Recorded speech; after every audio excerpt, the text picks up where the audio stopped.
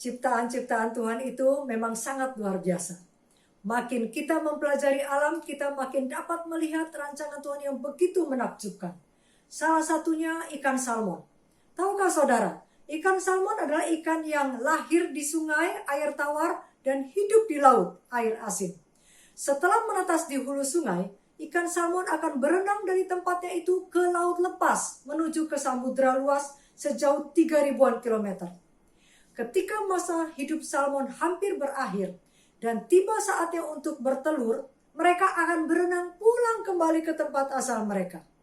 Seringkali dalam perjalanan pulang ke rumah itu, mereka tidak makan, berlelah-lelah melawan arus untuk bisa pulang ke rumah mereka di hulu sungai, bertelur di sana. Setelah itu karena sudah lelah dan habis tenaga, salmon betina itu akan mati.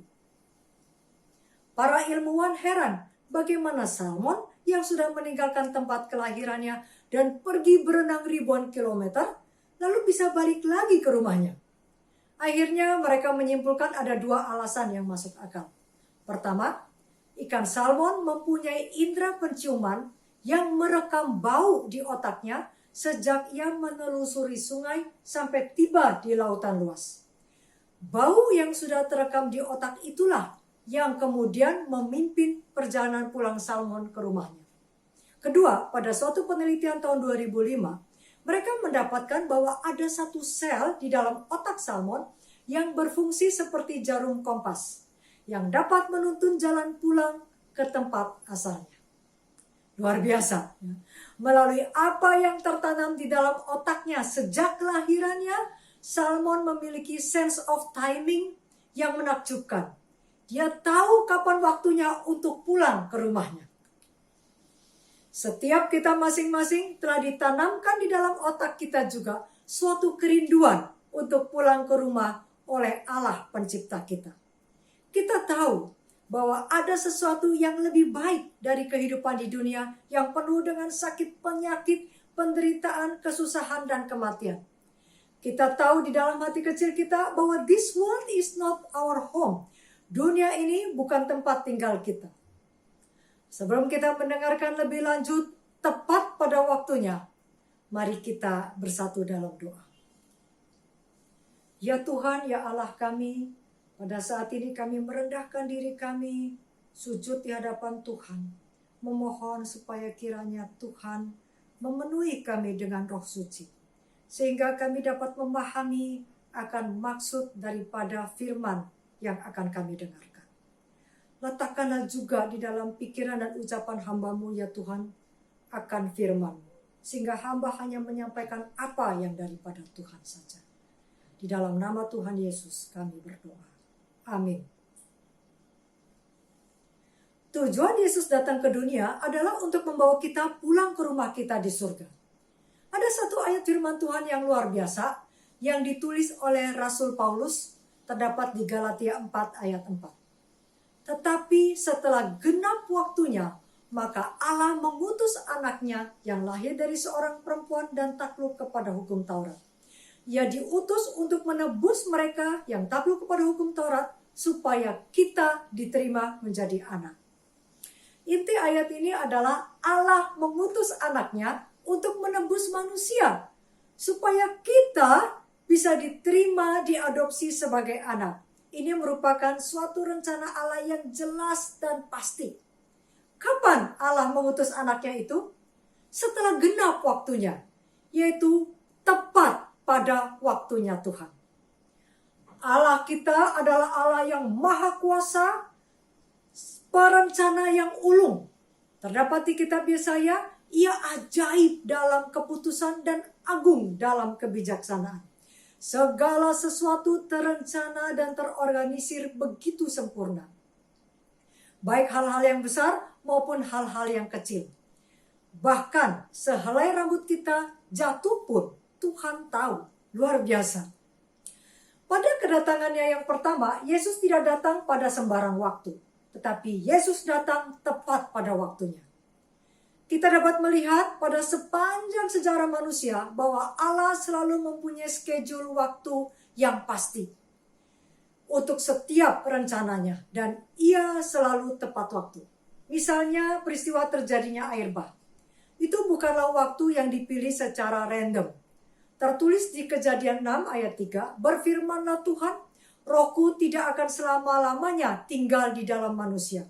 Karena manusia itu adalah daging, tetapi umurnya akan 120 tahun saja. Tuhan mempunyai rencana bahwa Nuh akan berkhotbah selama 120 tahun. Dan tepat pada waktunya Tuhan, sesuai dengan apa yang telah Tuhan katakan, air bah itu terjadi. Hal ini juga terlihat pada saat pembebasan bangsa Israel dari perbudakan Mesir. Mereka tidak keluar pada waktu yang sembarang. Untuk rencana Eksodus ini, Tuhan mempunyai jadwal waktu yang pasti. Sebelumnya, Allah telah menyatakan kepada Abraham bahwa bangsa Israel akan diperbudak dan dianiaya 400 tahun. Dan sesudah itu mereka akan keluar dengan membawa harta benda yang banyak. Tertulis di kitab Kejadian 15. Terhadap firman Tuhan tersebut, segenap kuasa kerajaan Fir'aun yang megah itu berjuang dengan sia-sia. Pada hari itu juga, sebagaimana yang telah ditentukan oleh janji Tuhan, keluarlah segala pasukan Tuhan dari tanah Mesir. Demikian juga dalam kehidupan kita, Allah memiliki rencana dengan jadwal waktu yang jelas dan pasti. Mungkin saudara bertanya, mengapa saya tidak lahir pada saat yang bersamaan dengan Yesus hidup di bumi 2000 tahun yang lalu? Mengapa saya lahir pada masa sekarang? Atau mengapa saya tidak mengenal dan menjalankan pola hidup sehat New Start dari 10 atau 20 tahun yang lalu? Barangkali kalau itu yang terjadi, saat ini saya tidak menderita sakit. Untuk setiap rencana dan maksud Tuhan, pasti ada waktunya masing-masing. Dan semuanya selalu berjalan tepat pada waktunya Tuhan.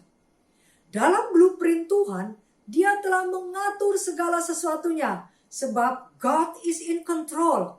Allah adalah sutradara agung dan manusia adalah pemain-pemainnya. Ia yang mengatur kapan Nuh muncul di panggung dunia, kapan Abraham masuk, kapan Musa dilahirkan di dunia, kapan Rasul Paulus datang ke dunia, kapan kita dilahirkan, kapan Yesus datang dan dilahirkan di Bethlehem, dan kapan Yesus akan datang kembali untuk kedua kalinya. Semuanya terjadi pada tempat dan waktu yang tepat sesuai dengan kehendak Tuhan. Kedatangan Juru Selamat telah dinubuatkan di Eden. Ketika Adam dan Hawa pertama kali mendengar janji Tuhan yang tertulis di kitab Kejadian 3 ayat 15, mereka sangat mengharapkan penggenapannya yang segera. Mereka menyambut anak sulung mereka dengan penuh sukacita, berharap bahwa mungkin dialah pelepas dan juru selamat itu. Akan tetapi, penggenapan janji Allah itu belum juga terwujud. Orang-orang yang mula-mula menerima janji itu meninggal dunia dengan tidak melihat kegenapannya. Abad demi abad berlalu, generasi demi generasi berganti. Akan tetapi, seperti bintang-bintang di angkasa luas bergerak menurut orbitnya masing-masing, demikianlah rencana dan maksud Allah selalu terjadi tepat pada waktunya. Tidak pernah terlalu cepat ataupun terlambat, ditunda atau delay. Yesus datang pertama kali ke dunia tepat pada waktunya Allah. Semua kuasa kekaisaran Roma tidak dapat menahan Yesus untuk tidak lahir. Bukankah menarik dan tidak kebetulan? Seorang kaisar Romawi, yaitu Kaisar Agustus, mengeluarkan suatu perintah untuk mendaftarkan semua orang di seluruh dunia masing-masing di kotanya sendiri. Akibatnya, Maria dan Yusuf meninggalkan rumah mereka di kota Nazaret, Galilea, dan berjalan sepanjang 140 km ke kota Bethlehem. Dalam keadaan Maria sedang mengandung, agar Kristus dapat lahir di sana. Menggenapi nubuatan Nabi Mika. Tetapi engkau, hai Bethlehem Efrata, hai yang terkecil di antara kaum-kaum Yehuda, daripadamu akan bangkit bagiku seorang yang akan memerintah Israel, yang permulaannya sudah sejak purbakala, sejak dahulu kala. Ingatlah bahwa semua rencana dan maksud Allah selalu terjadi tepat pada waktunya Allah. Tidak pernah terlalu cepat ataupun terlambat, tertunda atau delay. Ada dua hal penting yang harus selalu kita ingat. Pertama, waktu Tuhan bukan waktu kita. Tertulis di kitab Yohanes 11, seorang utusan dikirimkan kepada Yesus. Tuhan, orang yang engkau kasihi, Lazarus sakit. Saudara-saudara Lazarus, Marta dan Maria, tahu bahwa Yesus sangat mengasihi mereka. Mereka percaya dan berharap Yesus segera akan datang ke Betania menyembuhkan Lazarus. Namun utusan itu kembali tanpa Yesus. Hanya membawa pesan dari Yesus bahwa penyakit itu tidak akan membawa kematian, tetapi akan menyatakan kemuliaan Allah. Tetapi kemudian mereka melihat saudara mereka itu meninggal. Yesus sengaja tinggal 2 hari lagi di tempat di mana ia berada. Ketika Yesus tiba di Betania, Lazarus telah 4 hari berbaring di dalam kubur. Marta dan Maria tidak mengerti mengapa Yesus menunda begitu lama. Semua pengharapan mereka pun sirna. Bukan hanya mereka, murid-murid Yesus yang mengetahui kedekatan Yesus pada keluarga di Betania itu pun heran, bertanya-tanya dan tidak mengerti mengapa Yesus sepertinya cuek-cuek saja, tidak menaruh simpati terhadap duka cita mereka, dan nampak dingin-dingin saja. Ketika Maria mengetahui bahwa Yesus datang di Betania, ia berlari kepadanya. Dengan tersungkur di depan kaki Yesus, ia berkata dengan bibir yang gemetar, "Tuhan, sekiranya engkau ada di sini, saudaraku pasti tidak mati." Ketika Yesus melihat Maria menangis dan juga orang-orang Yahudi yang datang bersama-sama dia, masgulah hatinya. Ia sangat terharu. Maka menangislah Yesus. Saudaraku, Yesus selalu terharu atas kesusahan manusia. Hatinya yang lemah lembut dan penuh belas kasihan itu selalu tergerak dengan perasaan simpati terhadap penderitaan manusia. Yesus terharu atas kesusahan saudara. Kemudian Yesus menyuruh mengangkat batu penutup kuburan. Dan setelah Yesus berdoa kepada Bapaknya, ia berseru dengan suara keras, "Lazarus, keluar!" Lazarus yang sudah mati 4 hari itu pun hidup dan keluar. Wow, benar seperti perkataan Yesus, bahwa penyakit itu tidak akan membawa kematian, tetapi akan menyatakan kemuliaan Allah. Sebab oleh penyakit itu anak Allah akan dimuliakan. Saat ini saudara mungkin sedang ada dalam suatu pergumulan hidup. Sedang ada dalam keadaan kritis antara hidup dan mati. Baik dalam perjuangan melawan penyakit yang dialami, mungkin masalah hubungan keluarga antara suami istri, orang tua anak, dalam usaha, bisnis, pekerjaan, keuangan, dan lain-lain. Dan saudara berseru, "Tuhan, aku memerlukan Engkau sekarang, tolong aku Tuhan." Namun Yesus tidak kunjung datang. Sahabatku, janganlah berkecil hati. Ketika hati kita begitu sedih, hati serasa begitu penuh dan sesak, Tuhan tahu kesusahan hati. Yesus menangis bersama orang yang menangis. Sahabatku, janganlah putus asa dan patah semangat. Karena Yesus tetap sama. Ia akan datang segera. Batu penghalang itu akan digeser dan ia akan memanggil nama saudara dan engkau akan berjalan keluar dari masalahmu. Waktu Tuhan bukan waktu kita. Sekalipun sepertinya Yesus terlambat 4 hari. Tetapi Yesus selalu tepat waktu untuk menolong dan membebaskan saudara. Kedua, janji Tuhan adalah pasti.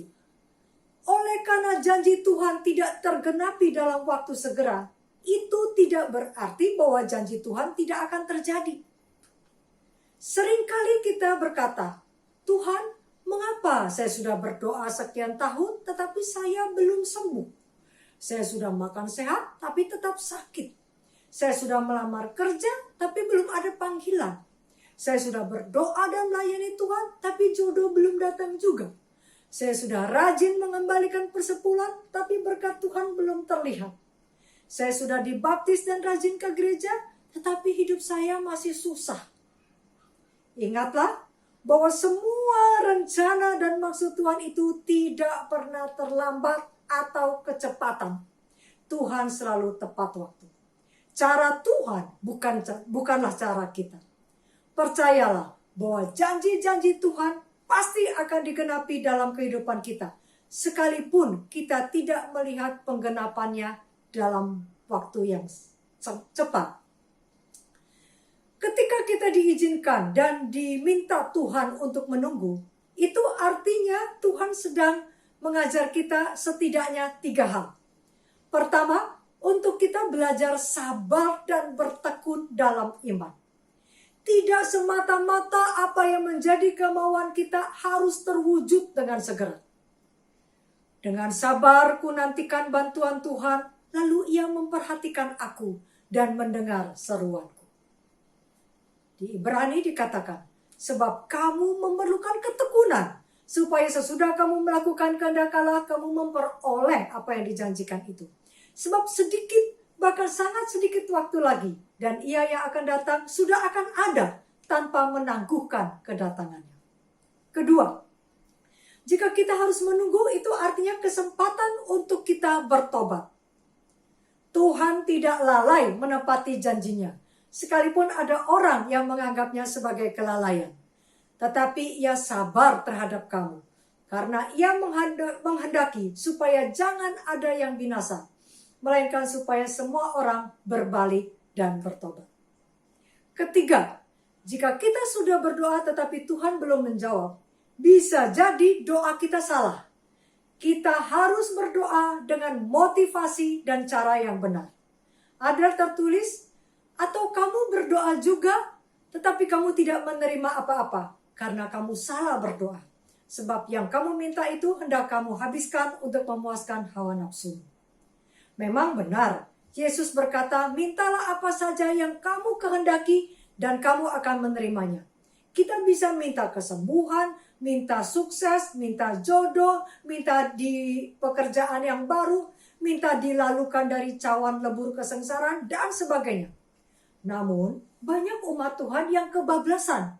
Sepertinya Allah pencipta itu adalah pembantu kita atau pesuruh kita, sehingga kita bisa perintah dan minta dengan teriak-teriak, memaksakan kehendak kita, tolak sakit penyakit, tolak kematian, tolak celaka, tolak gagal, tolak miskin, dan lain-lain. Mari kita ikuti teladan Yesus. Sebagai anak Allah, Ia tidak pernah memaksakan kehendaknya. Yesus berserah penuh kepada Bapaknya. Di dalam kemanusiaannya, Ia berkata, "Ya Bapakku, jikalau sekiranya mungkin, biarlah cawan ini lalu daripadaku." Perhatikan ini. Tetapi janganlah seperti yang ku kehendaki, melainkan seperti yang Engkau kehendaki. Namun demikian, jika kita tidak belajar 3 pelajaran di atas yang Tuhan mau kita mempelajarinya ketika kita menunggu, ada bahaya yang mengancam. Kita akan pertama kehilangan harapan. Kita menjadi tidak berharap lagi, masa bodoh dan cuek. Kita akan kehilangan sukacita. Kita tidak dapat bersukacita lagi dalam menantikan janji-janji Tuhan. Ketiga, kita akan berpusat pada diri sendiri dan lebih menyukai hal-hal dunia. Hal inilah yang terjadi pada bangsa Yahudi pada kedatangan Yesus yang pertama. Selama 4000 tahun mereka menanti sejak Adam dan Hawa sampai tiba saatnya Kristus lahir. Mereka sudah kehilangan pengharapan. Bangsa Yahudi pun sudah tidak berharap lagi. Mereka kehilangan sukacita. Mereka berpikir Kristus datang sebagai raja yang akan membebaskan mereka. Mereka gagal untuk memahami janji Mesias untuk menebus mereka. Tahukah saudara, janji atau rencana keselamatan Allah dengan mengutus anaknya itu bukanlah sebuah keputusan yang muncul sesudah Adam dan Hawa berdosa. Allah Bapa dan Kristus sudah mengetahui kemurtatan setan dan kejatuhan manusia oleh tipu daya setan itu. Allah tidak merencanakan manusia jatuh dalam dosa. Tetapi dalam hikmat Allah yang maha tahu itu, Ia telah melihat adanya dosa sebelum dosa itu muncul. Di hadapan para malaikat, Allah Bapa mengumumkan rencana keselamatan melalui Yesus. Mari kita lihat respon Yesus kepada Bapaknya yang sangat luar biasa. Itu tertulis di Ibrani 10 ayat 5. Yesus berkata, "Tetapi engkau telah menyediakan tubuh bagiku." Yesus tahu bahwa ia harus turun ke dunia. Keilahian dan kemuliaan yang Yesus miliki harus terselubung di dalam tubuh manusia yang fana. Para malaikat tidak dapat memahami apa yang akan terjadi. Mereka tidak sanggup melihat pemimpin yang mereka kasihi itu harus mengalami segala kesedihan dan pencobaan manusia, kehinaan, penderitaan, dan kematian. Malaikat-malaikat sujud di kaki Yesus dan berkata, "Tidak Yesus, engkau tidak dapat pergi. Yesus, engkau tidak dapat pergi. Engkau adalah anak Allah. Engkau adalah pemimpin pemerintahan surga. Engkau adalah komandan kami. Engkau tidak dapat pergi Yesus. Izinkan kami yang pergi. Biarkan kami yang menggantikan engkau. Biarkan kami pergi Yesus." Tetapi hidup seorang malaikat tidak dapat membayar upah dosa. Hanya Sang Pencipta yang telah menjadikan manusia yang mempunyai kuasa untuk menebus ciptaannya. Misteri dari semua misteri, keajaiban dari semua keajaiban, wonder of all wonders, Yesus akhirnya dilahirkan sebagai seorang bayi manusia yang lemah. Tertulis di kitab Yesaya, "Sesungguhnya seorang perempuan muda mengandung dan akan melahirkan seorang anak laki-laki, dan ia akan menamakan dia Immanuel."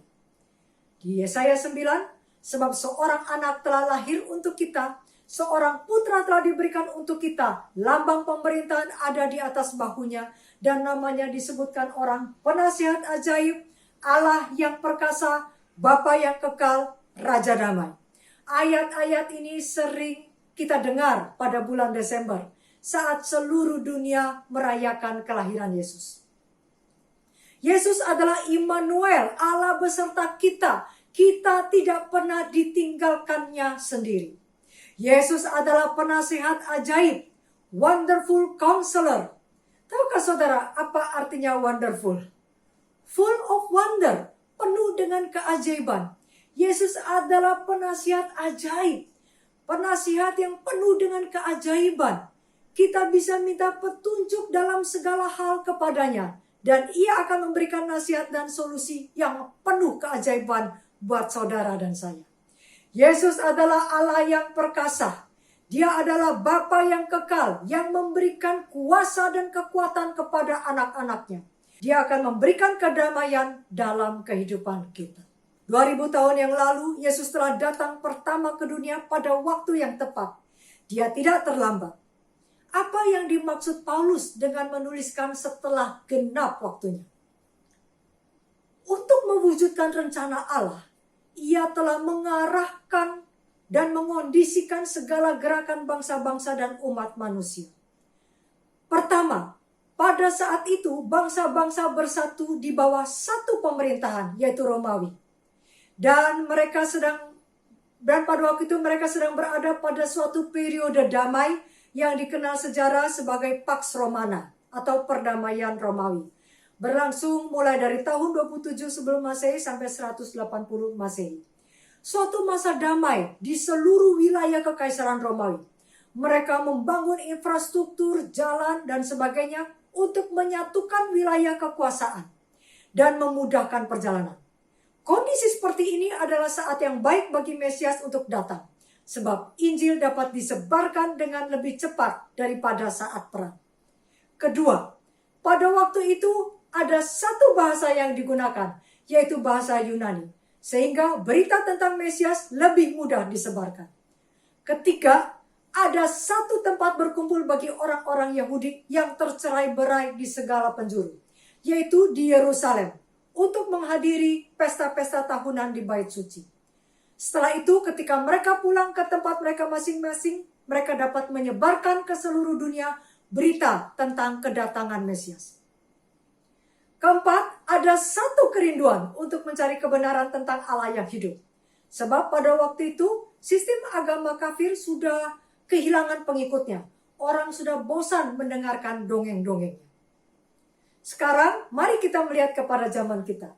Yesus berkata, dan Injil kerajaan ini akan diberitakan di seluruh dunia menjadi kesaksian bagi semua bangsa. Sesudah itu barulah tiba kesudahannya.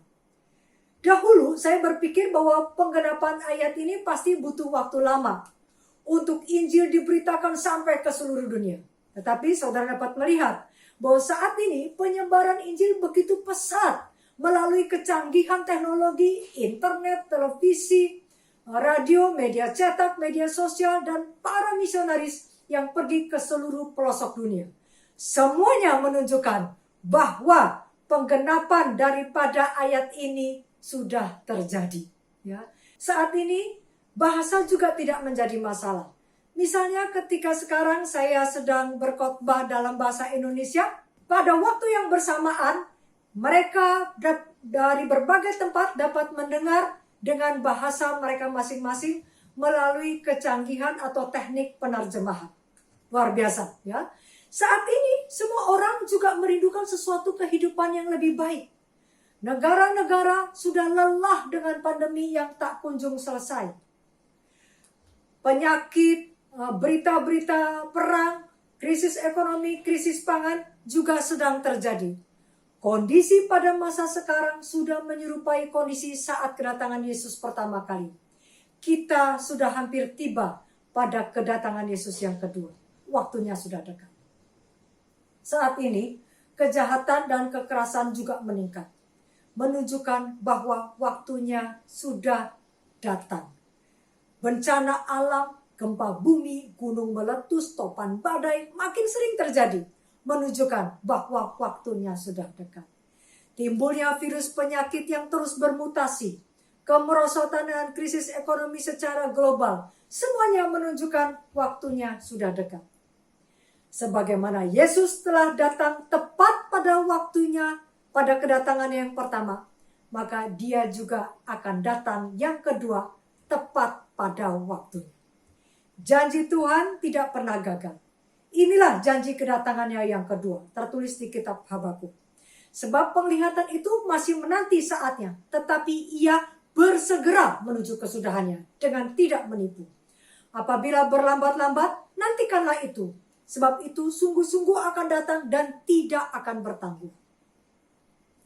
Di terjemahan lain dikatakan, pada saat aku telah memutuskan, perkataanku itu pasti akan terjadi. Engkau dapat memegang dan mempercayai apa yang kukatakan tentang masa yang akan datang. Bisa jadi itu butuh waktu yang panjang. Tetapi teruslah menanti, itu pasti akan terjadi. Keep on waiting, it will happen. Saudara, kesudahan segala sesuatu sudah dekat. Setan pun tahu akan hal ini. Itulah sebabnya ia mengerahkan semua kekuatan jahatnya. Sesungguhnya setan adalah musuh yang sudah dikalahkan. Tetapi dengan tak jemu-jemu ia bekerja mati-matian untuk menipu dan membinasakan manusia. Ia berusaha untuk menarik orang-orang muda lewat segala tontonan, game, dan film-film di internet. Ia menipu orang-orang dengan materialisme dan hal-hal sekuler. Pada Desember 1945, Perang Dunia Kedua telah berakhir. Perjanjian damai telah ditandatangani. Dan pertempuran telah dimenangkan. Tetapi masih ada 8 juta prajurit Amerika yang masih belum kembali ke rumah. Pemerintah Amerika Serikat mengadakan suatu gerakan yang disebut Operation Magic Carpet selama beberapa bulan untuk memulangkan para prajuritnya yang masih tersebar di berbagai benua itu. Segenap pengangkutan dikerahkan. Ada sebanyak 370 armada laut digunakan untuk mengangkut para prajurit. Mengevakuasi mereka dari Inggris, Filipina, dari Jepang, Atlantik, dari Pasifik. Terjadi pemulangan yang besar-besaran. Kapal induk mereka, Saratoga, mengangkut 29.204 prajurit. Dalam sebulan terangkut 435.000 orang. Kapal laut Queen Elizabeth dan Queen Mary dikerahkan untuk menyeberangi Atlantik, membawa pulang para prajurit. Setelah mereka tiba di daratan Amerika, mereka diangkut dengan kereta api menuju kota mereka masing-masing. Ada suatu slogan, Home Alive in 45, yang merupakan jeritan hati rakyat untuk membawa prajurit mereka pulang pada tahun 1945, bahkan diupayakan sebelum Christmas. Sesuai dengan lagu yang terkenal pada waktu itu, I'll Be Home for Christmas. Puncak pemulangan para prajurit terjadi pada bulan Desember itu. Setibanya di daratan Amerika, mereka diangkut dengan kereta api sampai-sampai kereta api tidak bisa menampung semua prajurit yang mau pulang menuju ke kotanya masing-masing. Penduduk sipil yang sudah membeli tiket kereta api merelakan tempatnya supaya para prajurit dapat pulang. Pakai tiket saya, ambil tempat saya. Begitu tiba hari Natal, masih banyak lagi prajurit yang belum bisa dipulangkan dan mereka diundang ke rumah-rumah penduduk setempat untuk menyantap makan malam Natal bersama. Tidak sedikit juga yang memberikan hadiah kepada para prajurit yang tidak mereka kenal sebagai penghargaan atas pengorbanan para prajurit tersebut. Karena kereta api sudah tidak dapat mengangkut, para pengemudi taksi dan truk dengan sukarela mengantar para prajurit ke rumahnya. Dengan demikian mereka rela kehilangan waktu mereka sendiri bersama keluarga saat Natal. Pokoknya semua penduduk Amerika berupaya bersama agar semua prajurit itu bisa tiba di rumah mereka. Tetapi masih ada satu kelompok yang belum tiba pada tahun 45, yaitu 70.000 wanita pengantin perang, yaitu wanita Inggris yang menikah dengan para prajurit. Mereka baru diangkut pada tahun depan, yaitu tahun 1946.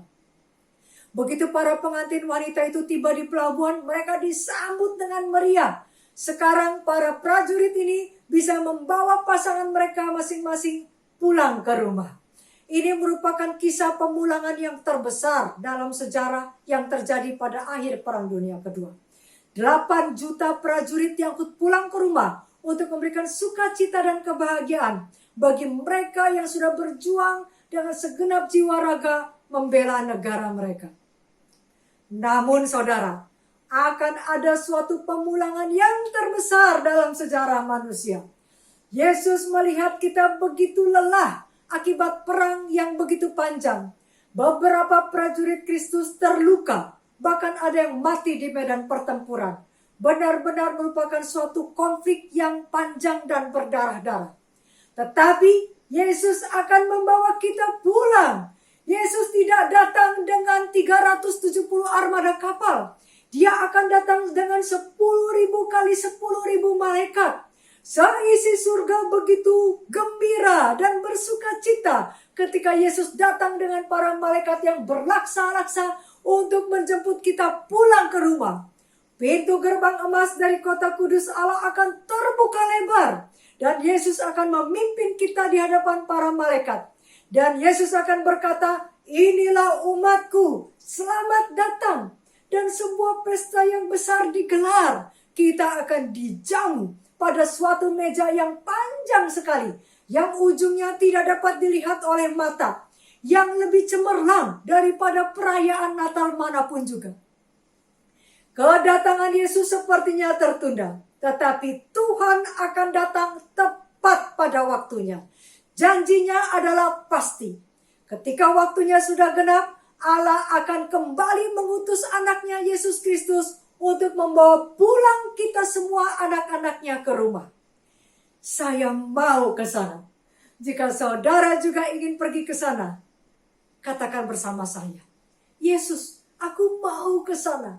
Aku merindukan hari itu, di mana Engkau akan membawa aku pulang ke rumah dan masuk ke dalam perjamuan kawin anak domba. Betapa hatiku sangat mengharapkannya dan bersuka cita dalam menantikan kedatangan-Mu ya Tuhan. Datanglah segera ya Tuhan Yesus. Amin.